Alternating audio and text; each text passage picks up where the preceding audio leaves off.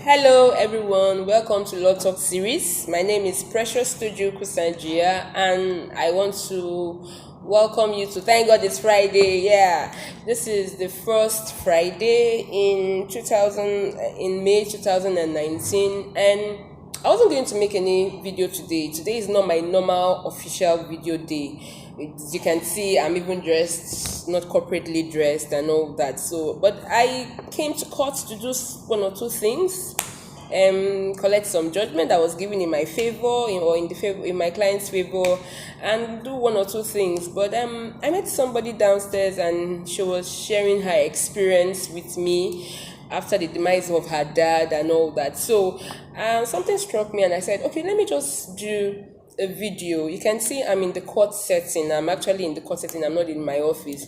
So I said, okay, let me just do a video and enlighten us on certain things. And I know somebody's eyes is looking at that roof. Just take your eyes off the roof. This is an average Nigerian court. So just take Nigeria court. So just take your eyes off the roof. So what exactly do I want to tip you guys on today? I just want to quickly talk about how to record your how to keep your financial records. And financial records, I mean your bank details, your bank account, your shares and all that. Now, I know that a lot of you watching this video right now, and 80% of an average Nigerian or an African do not have a will. We all believe that, how do I write a will? Why should I even write a will? Am I digging my grave? Do I want to die in no time? Now, that is the normal average African mentality, that once you start writing your will, you are about to die, or you want to die, or you're preparing to die. So I know a lot of you listening to me right now, you do not have a will, and we have all forgotten that life happens. So I'm not going to talk about will. I'm going to make out time in another episode to talk about will, but I just want to talk about how you can keep your financial records to the benefit of your family. Now, we all know that life happens. Anybody can drop dead at any point in time. Now, death does not give invitation. And let's assume, which is very obvious, you don't have a will, or somebody does not have a will, and the person drops dead. Now, your family and your loved ones has to go through the process of getting a letter of administration to be able to take a kobo from your money in your account. Now, several times, a lot of family people have instances, a life story that I have personal encounter with. Some husbands do not even know the account details of their wife. Some wives do not even know the account details of their husband. Some husbands build houses, own a lot of things outside without the family member even knowing. And by the time they die, who do you think will take over this property? So it's a food for thought for all of us. You do not labor and you leave this world, and somebody or the government takes over your property. So what do I mean? For starters, let's just say you haven't even built a house, but you have bank accounts. It's always very important and always very necessary that you have a book. That is 40 leaves, 80 leaves, have a book.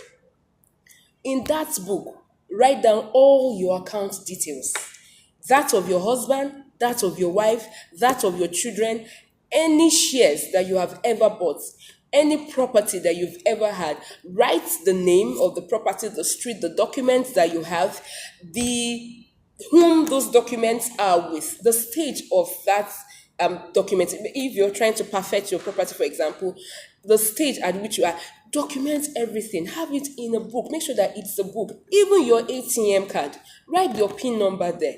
Now, I'll give an illustration. This is somebody that is very close to me, and the dad died. That, I think 2 years ago, the dad died, and they didn't have, there was no, they were only able to know that the man had a particular account and had a particular money in that account based on the credit alert or the debit alert that was coming in from the bank. That was how the family got to know, oh, that my dad has an account with this bank.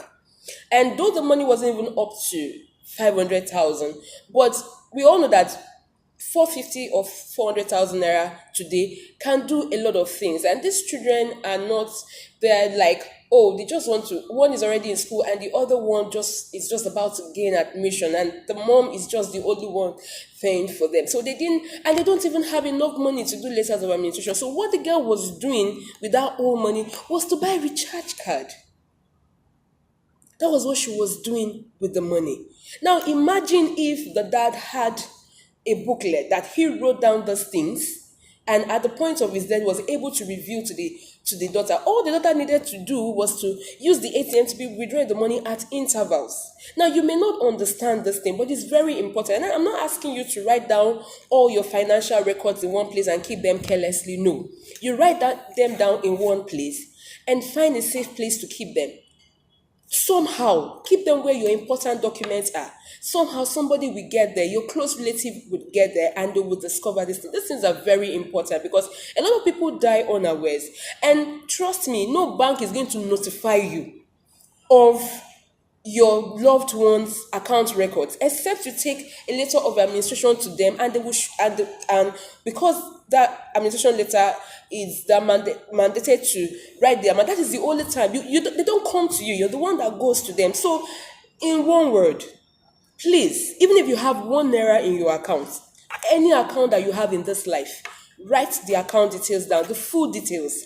Find a booklet to record all your financial, to keep all your financial records, your bank details, your children's bank details, shares that you have bought in any company, property that you have bought anywhere, whom the property documents are with. This is very important, especially for an average African or Nigerian that does not have a will, that do not even think of having a will, so that when life happens, your loved ones can have something to fall back on. And it's not only because you're preparing to die. No, it's not because of that. At times, you might even forget that you have an account somewhere, you have money somewhere. That's the truth, until you begin to see SMS or emails from your bank. This is very necessary. It is time we start becoming very intentional about our life and keeping records, keeping documents.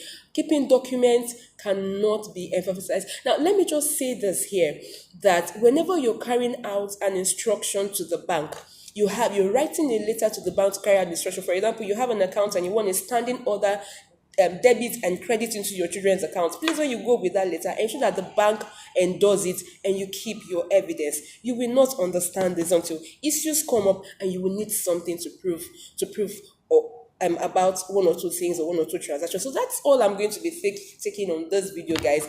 Like I said, it's not my normal official video. It's not my normal video in my office, though. I just had to do this. I made a friend downstairs and she was saying something. I just said, I've been having in mind to talk about it. Let me just talk about it once and for all. So I hope we all learned something from this video, and always remember to do the right thing. Information is not just key, it is the key, and ignorance is no excuse in law. Don't forget to subscribe to my YouTube channel. Thank you for watching. Bye-bye.